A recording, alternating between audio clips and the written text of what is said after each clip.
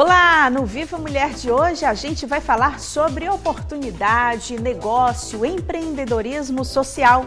Roda a vinheta. Então, para a gente conversar sobre isso, está aqui comigo a Manu Oliveira, empreendedora social. A gente vai falar um pouquinho sobre a trajetória dela. Muito obrigada pela sua participação. Eu que agradeço. Vamos nos sentar. Manu, que bom tê-la aqui. A gente já estava conversando, né, aqui nos bastidores, viu, gente? E a Manu me falando um pouquinho da trajetória dela. Quer dizer, que foi da sala de aula à gestão. Eita, que é um passo grande. Foi uma trajetória longa. Me conte aí como é que foi esse desafio, porque você decidiu, então, abraçar, assim, essa causa social, que hoje a gente vai já falar, ajuda tantas mulheres, né, tantas pessoas aí que querem empreender também. Então, Joana, foi uma trajetória muito longa. Eu nasci em Quixadá, na nossa região do Sertão Central, aqui cearense. E ali eu percebi um pouquinho dos desafios, né, do que é ser uma mulher sertaneja, uma mulher que nasceu no semiárido, no nosso semiárido, né, quase nunca chove, a gente tem esses problemas históricos, né, mas a gente tem uma população de sertão que sobrevive ainda da terra, né, sim, e que precisa de um apoio. Então foi vendo essas questões na minha cidade, na minha vizinhança, que eu comecei nos projetos sociais. Comecei na filantropia, então eu fazia todo tipo de doação de roupa, de brinquedo, de livros. Então eu fui me envolvendo nos movimentos sociais muito novinha. E na adolescência eu já tinha projetos, né? Projetos próprios, sociais, que trabalhavam com grupos de mulheres. Então na adolescência eu comecei a trabalhar projetos de gênero, garantindo ali, tentando garantir uma formação para que as mulheres gerassem renda e, por consequência, autonomia, né, independência e pudessem ali ter uma sustentabilidade melhor. Te incomodava muito a situação de algumas? Que sim, às vezes dependiam ali daquele sustento de vida, às vezes até do marido, de um parente, e não tinham por onde prover aquilo ali, e aí aquilo te incomodou, foi? Sim, me incomodou, e ali na conversa com elas eu percebi que era um problema muito profundo e que até então, naquele momento ali, na minha adolescência, ele não era muito divulgado, falado, né? A gente não tinha tanto acesso à informação como a gente tem hoje na palma das nossas mãos, com o telefone celular, né? A gente está muito conectado, muito rápido hoje. As coisas estão muito velozes, então não tinha esse acesso todo à informação. Então, por exemplo, a violência de gênero, a violência doméstica, era uma coisa que ficava entre quatro paredes, né? Entre a família. Não era muito discutido, era velado. Então, quando eu tive a oportunidade de trabalhar com um grupo produtivo de mulheres, lá na comunidade do Sossego, em Quixadá, eu percebi que era um problema muito comum. E que ali, naquela roda, né, que elas produziam, elas também conversavam. E aquilo virava também um processo terapêutico, de discutir, de trocar ideias, de compartilhar desafios. Aí eu fui percebendo que como é importante garantir uma qualificação gratuita, de qualidade, para grupos produtivos de mulheres, poderem ter esse momento de troca e garantirem a renda, porque muitas vezes essa renda, ela garante uma independência, né? E a mulher pode se libertar de muitos relacionamentos tóxicos, abusivos, e garantir minimamente uma estrutura para os seus filhos. E a sua qualidade de vida também, né? Sua qualidade de vida, o seu bem-estar, a sua autoestima. Sim. Né? Porque muitas mulheres perdem a autoestima no decorrer desses tipos de relações. Sim, do né? processo. E é um processo mesmo velado, ela não vai percebendo, né? Mas muitos homens, graças a Deus não são todos, né? Mas a gente tem uma grande representatividade que vai minando essa autoestima da mulher, né? E ela vai se sentindo, vai se colocando também para baixo, silenciosamente. E quando percebe, ela não consegue se libertar sozinha, ela precisa de uma rede de apoio. E aí nasceu a Social Brasilis, foi isso? Isso, o Social Brasilis, na verdade, ele nasceu 10 anos depois. 10 anos depois, a Manu, já professora da educação pública aqui do estado do Ceará, no Pirambu, na educação de jovens e adultos, né, a EJA, aquela modalidade de educação que as pessoas passam um tempo fora da escola, elas evadem por N questões, né? As mulheres também têm a questão da gravidez precoce, muitas vezes, e a falta de uma rede de apoio para que as crianças fiquem com alguém e elas possam estudar, né, continuar os seus estudos. Então, muitas evadem da educação por causa disso. E aí se encontram ali anos depois, em sala de aula, para que elas possam correr atrás do tempo perdido, ter a certificação da educação básica e poder ter uma melhor colocação profissional. Então, da cooperativa de mulheres em Quixadá, que se chamava Brasilis, para a minha sala de aula se passou 10 anos de história, né? Já graduada ali e percebendo um problema aprofundado que eu percebi lá na minha infância e ele se aprofundou no decorrer dos anos e eu fui sentindo na minha sala de aula já a Manu adulta. E foi difícil começar, Manu? Foi difícil começar. Foi muito difícil. Aqui em Fortaleza, que eu tô falando. Aqui em Fortaleza, né?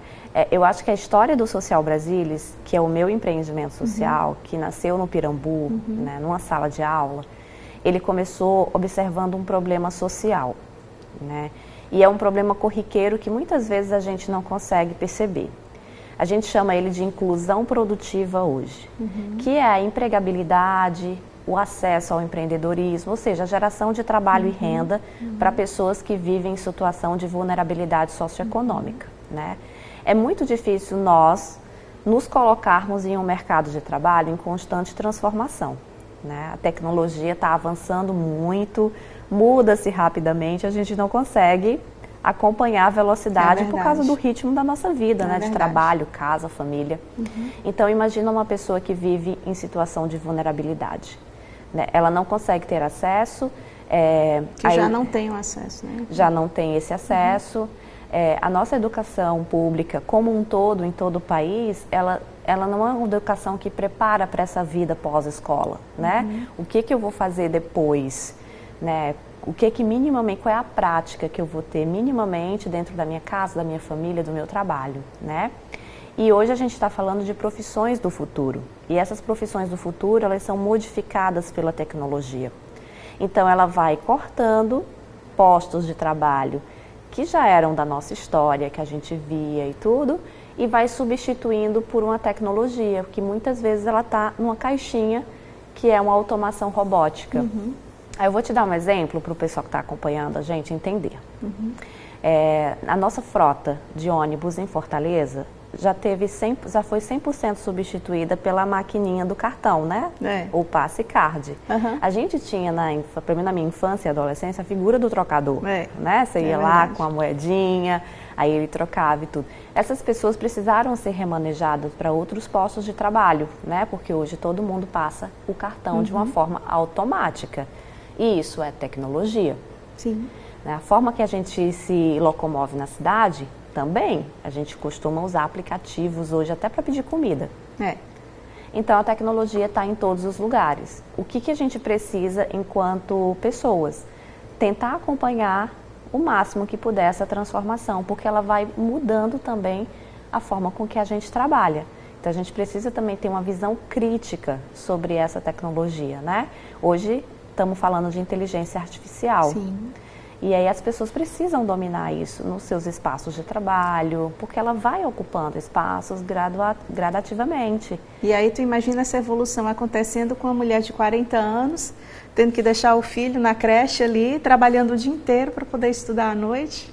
Exatamente. Né? Sem ter o tempo dela para pensar assim, o que está acontecendo com o mundo, né? Várias demandas dentro de casa, várias demandas com ela, com o filho ou com a filha, não sei, com a família. É difícil. É difícil.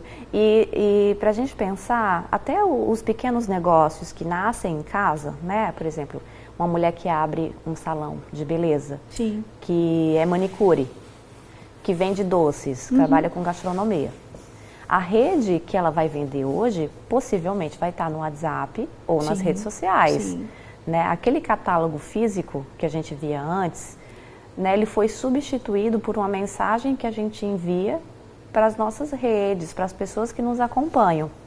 Então, precisa hoje tirar fotos dos produtos, né, fazer um texto para divulgar os produtos. E isso gera tempo. Sim. Né? Isso já é uma nova ocupação dentro das suas horas de trabalho. Então, no Social Brasilis, a gente também auxilia a virtualizar esse negócio. como usar essas ferramentas em favor da sua renda. Bacana. Para garantir uma maior renda, né? De acordo com o perfil que você está ali adotando e o empreendimento que você quer começar, né? Exatamente. Muitos casos, Manu, eu imagino que você já tenha assim, ouvido falar em muitas histórias, né? Bacanas também de mudança de vida. Você já tenha presenciado isso até mesmo dentro, né? Da sua iniciativa, sua ação social. Você pode contar uma pra gente aqui? Claro. Acho que tem uma história do Movimento Nacional das Cidadãs Positivas, que tem um núcleo aqui no Ceará. São mulheres que vivem com HIV e AIDS, né? E elas têm grandes desafios, porque muitas vezes a própria família não sabe do quadro, né? Não sabe desse diagnóstico e elas precisam camuflar, esconder, né, o seu próprio diagnóstico, por mais que elas tenham uma vida normal, né? Hoje tem um amparo de saúde da rede pública para essas pessoas, tem muitos desafios ainda, mas tem já uma infraestrutura, elas já têm resultados conquistados, né, no decorrer da história do movimento, mas muitas sofrem preconceito ainda, principalmente de trabalho. Imagina. Então, elas não conseguem ter um trabalho formal, às vezes, né? Se isso gera um preconceito, então elas não conseguem ter essa geração de renda. E uma alternativa muitas vezes é empreender, trabalhando com os recursos que tem, que no caso é um telefone celular, né, conectado à internet muitas vezes, o espaço da casa, para fazer uma atividade produtiva. Então, o movimento das Cidadãs Positivas entrou em um programa do Social Brasilis, que a gente chama de Social Lab, que é um laboratório para fomentar ideias de movimentos sociais, de instituições sociais, de empreendedores de periferias e favelas. Né? Empreendimentos que podem ter um impacto social, mas ao mesmo tempo podem gerar renda para as pessoas que estão envolvidas. Então as mulheres lá do movimento entraram no programa, fizeram todo o percurso de qualificação, né, que durou 8 meses, né, de workshops, mentorias, oficinas, e no final do percurso elas montaram um negócio, uma marca, e a marca se chama Positiva. A Positiva trabalha com todos os tipos de acessórios, né, com fios, com resíduo têxtil, que é um resíduo que ia ser jogado fora e levaria anos para se decompor na natureza. Então elas transformam e dão vida aí a colares, biobijuterias, acessórios. E o melhor de tudo, esse acessório é vendido e gera renda para as mulheres que estão ali no grupo produtivo e muitas vezes elas podem trabalhar de casa sem se expor, para garantir uma renda mínima para os seus filhos, para os seus familiares. Eu acho que é um grande caso de um movimento, né, social. Um grande começo para cada uma dali, né? Um grande começo, de uma transformação e de uma história novas chances, que vai dar novas oportunidades. Independência financeira, né? Tentando ali também usar do seu talento, né? Mostrando seu talento, né? Porque elas têm um dom realmente de fazer. E vira algo terapêutico, né? Você trabalhar com as mãos, no contato com outras mulheres, com outras mulheres, conversa, entre si, a conversa você é boa sai demais. do ambiente que você está inserido, que talvez seja um ambiente muitas vezes negativo.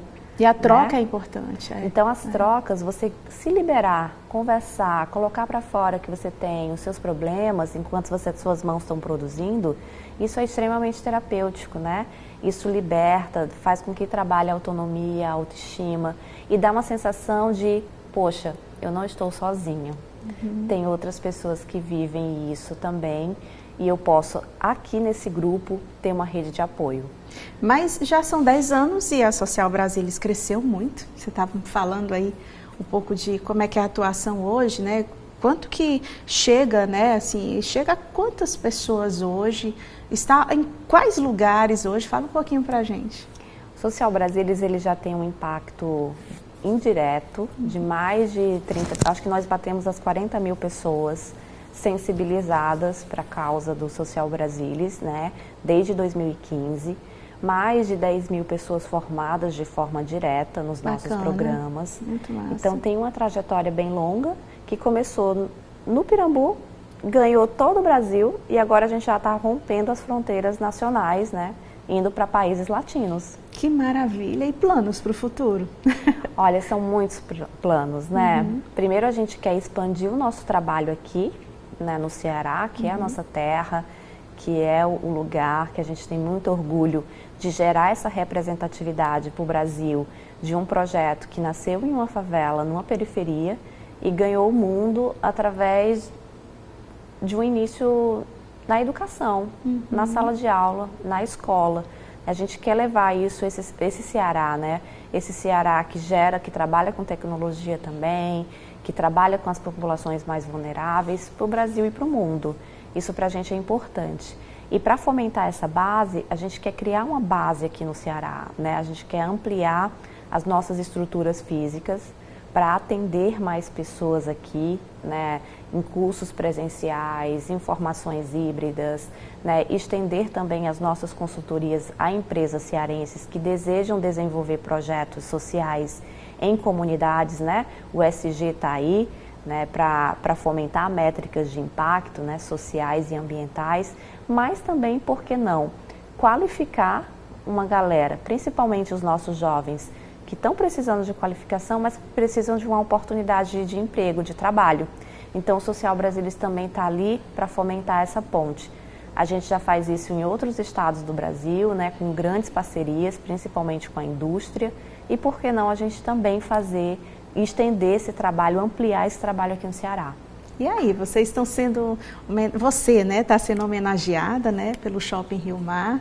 Queria saber de você esse reconhecimento, como é que você se sente também, estando ao lado de tantas outras mulheres ilustres que vão também ser agraciadas, né, com essas homenagens. Me fala um pouquinho, é meio que dá um gostinho, né, aquela sensação de que, poxa, o trabalho está sendo recompensado, né, de uma forma realmente reconhecido, né, de uma forma que eu esperava, claro, porque você realmente evolui para, de repente, ser reconhecido lá na frente. Mas como é que é? O que significa assim para você? Queria saber a tua opinião. Eu me sinto muito honrada, né? Assim, todos os anos o Rio Mar vem com uma proposta de homenagear mulheres cearenses que causam um impacto nas suas áreas de atuação. E é um privilégio muito grande para mim estar no hall dessas mulheres que impactam, que causam um impacto positivo por onde passam, né? Seja na literatura, na educação, na cultura, na moda, na arte. Eu estar ali, principalmente representando a educação, que é a minha formação, né? Eu sou professora por formação, eu lecionei na educação pública. Então, para mim, é uma honra. Assim, eu me sinto assim, tendo um trabalho reconhecido em casa, na minha casa. Manu, você que acredita assim na educação, né? Quais são as orientações, as dicas que você dá para quem quer entrar nesse lado assim do empreendedorismo, para alguma mulher que está nos assistindo realmente, que já tem aquela ideia ali, quer botar para frente? Eu acredito que você apoia realmente a leitura, a capacitação, o engajamento, vamos atrás, vamos se ligar, ver o que está acontecendo de novo no mercado, qual é o seu nicho, vamos colocar a cabeça em dia, anotar ali para saber por onde começar, como é que pode começar, procurar uma consultoria, vamos sair do canto, né? Eu imagino que você seja, assim, tenha essa mentalidade, é isso mesmo? Por incrível que pareça, muitas mulheres, né, dos grupos que a gente desenvolve no Social Brasilis, um dos desafios é dar o primeiro passo. Isso, né? Imagina. Sentir medo, insegurança, o medo de falhar, isso é tudo humano, né? Todos nós sentimos isso. Eu, quando resolvi começar o Social Brasilis, sair da sala de aula formal para me aventurar em uma ideia que muita gente ao meu redor dizia que eu era louca, né? Não vai dar certo isso. Mesmo assim, eu não parei. Eu resolvi investir naquilo, eu dei o primeiro passo. Acreditou? Acreditei. Se a gente não acreditar na gente, não espere que outra pessoa acredite, né? Eu acho que a gente precisa se amar primeiro e nos colocar em primeiro lugar. Isso não dá certo, né, Manu? Quem sabe que dê certo com outro ramo, né? Mas vai tentando, vai dando um jeito de botar para frente, né? Não e dá é um pra caminho de desanimar. aprendizado, né? Se de repente a primeira ideia não deu certo, pode ser que a experiência te leve a outros caminhos que você sequer estava imaginando. Então eu acho que a minha dica é começar. Hoje nós temos um mundo em nossas mãos, através do telefone celular. todo mundo de uma certa forma está conectado com o WhatsApp, com as redes sociais e tudo. Vai na internet, digita cursos de empreendedorismo, coloca lá no YouTube, faz videoaulas, tenta ver que recursos você tem, nem que sejam mínimos para começar. Se você quer abrir um negócio de alimentação, começa com a forma do bolo que você faz para sua família. Tenta vender pedacinho por pedacinho. Aos poucos você vai aumentando. Começa com um, de repente vai fazer 2, vai fazer 3. Tem uma amiga que começou assim, acredita? A Gislene, que ela inclusive é do Bem Feito da Giz, jornalista, ela levava, né, a receita do bolo da avó. Ela levou um dia e todo mundo gostou, para o aniversário lá na redação. E aí ela começou, e a pessoa começou, você faz por encomenda? Ela disse, não, nunca fiz, menina, eu trabalho aqui, sou jornalista. Não, você tem que fazer também por encomenda, não acredito. Começou a fazer 1, 2, 3, começou a vender para a vizinha gostou e tudo. E a Gislene largou, né, o jornalismo, virou empreendedora, ela hoje tem uma rede de lojas, e aí ela está investindo também em alimentação, self-service, restaurante, já fez a casinha da sopa também, tem um Bem Feito da Giz com, né, com todo profissional, vários profissionais ali envolvidos também, quer dizer, ela hoje é empresária mesmo do ramo de, né, da alimentação, da doceria, né, do gourmet, e cada vez mais é assim, né, às vezes está ali do lado da gente, né, a gente fica ali com aquele receio e tudo, mas é importante arriscar também, né? Às vezes dá certo, né? É importante dar o primeiro passo, né? Ela começou com um bolo, dividindo dentro, no trabalho, né? Na equipe de trabalho. Hoje já está em vários ramos, porque é um passo de cada vez, né? Você vai com um bolo, o segundo bolo, vai para a confeitaria, vai para a sopa, vai expandindo, né? Às vezes as redes sociais nos dão uma falsa impressão de que tudo é muito rápido. E não é. Eu tenho certeza que se eu conversar com a Gislene, né? Com certeza se eu conversar com ela vai transmitir isso. Não, foi um passo de cada vez, foi uma experiência. Fizemos para ver se dava certo, né? A gente chama no empreendedorismo de protótipo. Né? O primeiro produto teste. Vou fazer a sopa aqui, se tiver uma freguesia, se as pessoas aderirem, eu vou investir nisso e fazer uma porção maior. Então é um passo de cada vez. A ideia é essa mesmo, assim. A ideia é essa. Se encorajar, né? É se encorajar, né? Se aventurar e dar o primeiro passo. Às vezes muita gente se limita por, eu não tenho dinheiro para começar, né? O dito capital de giro. Ou eu vou arriscar tudo e se eu acabar com isso, como é que vai ser? Exatamente. Eu nem aconselho, se você já tem um dinheirinho, faz pouquinho, né? Faz um bolo, testa com seus vizinhos, vê se tem uma aderência, pergunta se vou cobrar tal valor nessa fatia aqui, você compraria? Né? Me compraria agora? Então é uma forma de você testar o mercado, né? O que está em volta. Se você vai ter um público de clientes, e aí percebendo que vai ter, você pode colocar um recurso a mais, né? Ou vai investindo pouquinho em pouquinho, e você vai vendo ali que com a boa gerência financeira você consegue ter um negócio de sucesso. E tudo isso é um canal de aprendizagem, né? A educação está de uma certa forma, de uma forma transversal, presente em todas as maneiras. Muito bom te receber aqui, Manu Oliveira, empreendedora social. Manu, vamos apresentar um pouquinho o teu trabalho nas redes sociais, como é que a gente pode acessar, por exemplo? Então, basta procurar Social Brasilis, né? Brasilis com S e IS. @Social Brasilis. @Social Brasilis. A gente está no Instagram, no Facebook, no LinkedIn. Sempre tem ofertas de formação, de lives. A gente gera também muito conteúdo informativo sobre o que é a inclusão produtiva, né? Seja pelo empreendedorismo, sejam os jovens e os professores que estão ainda na escola e que desejam aprender sobre tecnologia. Aquelas pessoas que quiserem, então, podem de repente lá acessar, para ter acesso lá ao cronograma já. Exatamente, pode nos acompanhar lá e tem os nossos canais para entrar em contato direto com a gente pelas redes sociais. Muito prazer conhecer você. Muito obrigada pela sua participação. Conte conosco. O prazer é meu. Muito honrada de estar aqui. É isso, gente. Espero que vocês tenham gostado desse Viva Mulher. A gente fica por aqui. Até a próxima.